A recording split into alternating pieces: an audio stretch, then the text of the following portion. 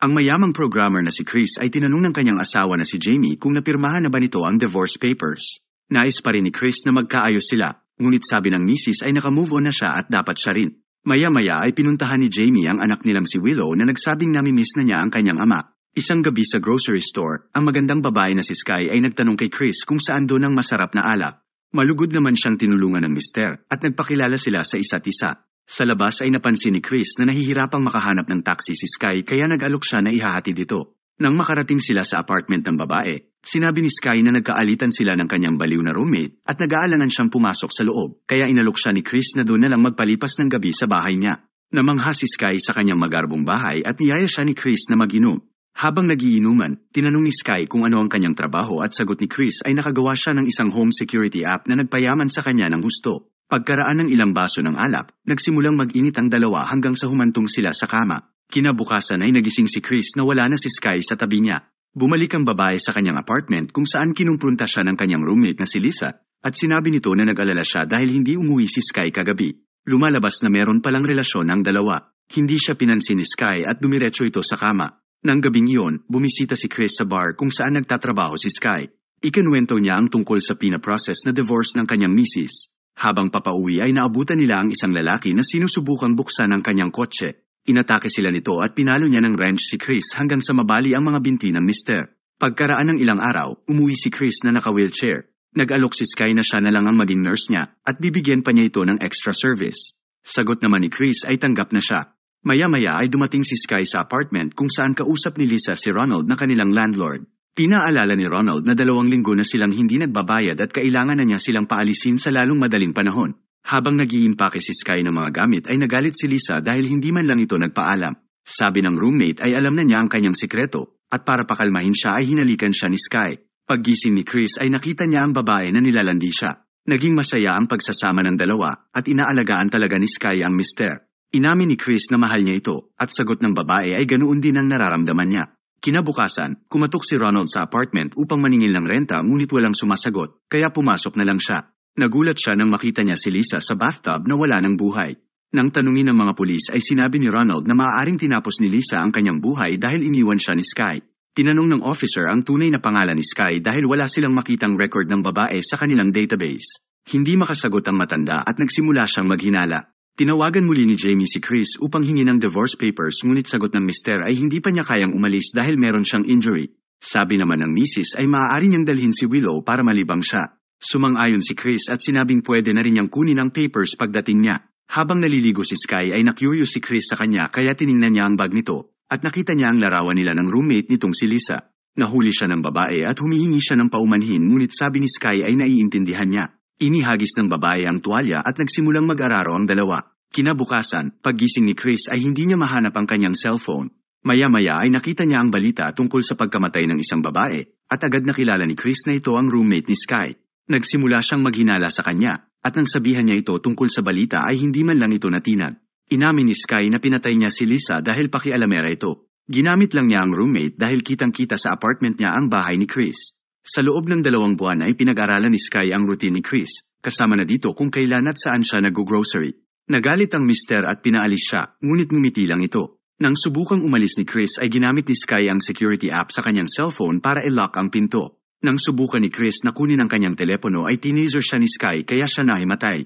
Maya-maya ay tinanong ng babae ang password ng kanyang bank account at dahil ayaw sabihin ni Chris ay sinipa siya ni Sky at tinorture gamit ang drill. Samantala, habang nililinis ni Ronald ang apartment ay napansin niya ang telescope ni Sky at nang gamitin niya ito ay nakita niya ang babae na nagbibihis sa bahay ni Chris. Matagumpay na nanakaw ni Sky ang pera ni Chris sa bangko at nang puntahan niya ang mister ay sinakal siya nito. Nahawakan ni Sky ang gunting at sinaksak niya si Chris. Ipinakita niya rito ang video ng kanyang magina at nagbanta siyang sasaktan ng mga ito kung hindi siya magko-cooperate. Ilang sandali lang ay may dumating na mga lalaki. Nagulat si Chris dahil ang isa sa kanila ay ang lalaking bumali ng kanyang paa. Kinuha nila ang mga paintings at iba pang mga mamahaling bagay. Nang makaalis sila ay sumigaw si Chris ng tulong at saktong dumating naman si Ronald sa kanyang bahay. Nang basagin niya ang bintana ay nagsend ito ng alarm sa cellphone ni Chris na hawak ni Sky, kaya nagmadali siyang bumalik sa bahay. Pagpasok ni Ronald ay nagmakaawa si Chris na pakawalan siya, ngunit humingi ang matanda ng bayad bago siya nito tulungan. Sabi ni Chris ay kinuha na nila ang lahat kaya ang $6 million painting na lang ang maibibigay niya. Habang pinapakawalan si Chris ay nakita nilang bumalik si Sky.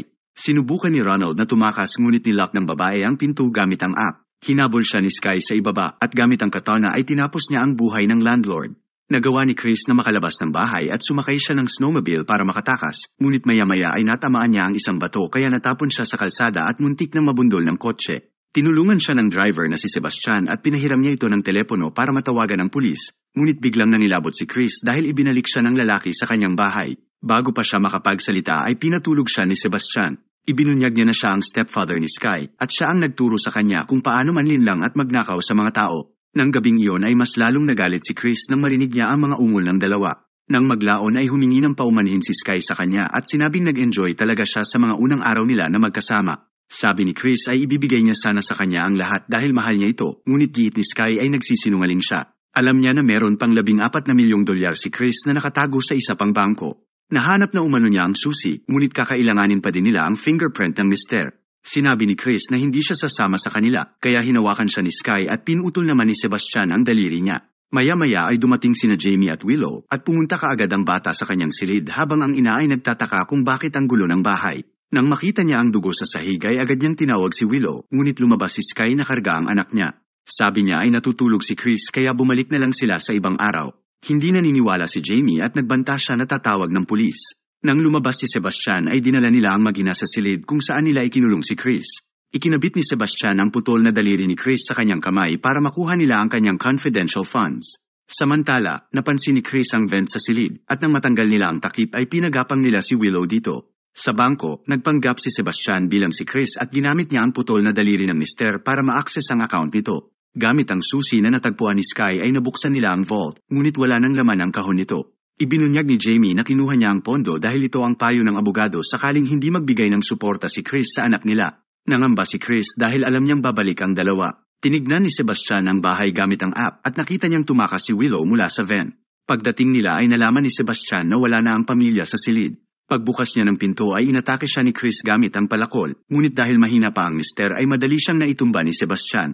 Dumating si Sky at tinutukan ng baril si Chris. Pinipilit siya ng stepfather na barilin na ang lalaki ngunit nagdadalawang isip siya at sa inis ni Sky ay si Sebastian ang binaril niya.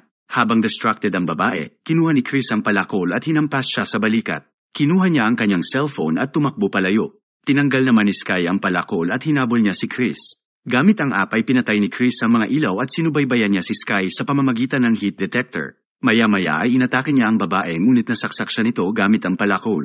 Nang tatapusin na siya ni Sky ay sumugod si Jamie para tumulong at nagbuno ang dalawang babae. Natalo siya ni Sky at sinaksak siya sa binti gamit ang palakol. Nang papatayin na niya ang dalawa ay biglang umalingaw ang putok ng baril. Binaril ng batang si Willow ang nanakit sa mga magulang niya. Nang papaalis na sila ay tinawag ni Sky si Chris at sinabing Margaret ang tunay niyang pangalan. Ito lang marahil ang tanging katotohanan na sinabi ng babae sa kanya. Salamat sa panunood. Huwag kalimutan i-like at mag-subscribe na rin sa ating channel. Para maging updated sa mga bagong recaps, hampasin mo lang ang notification bell.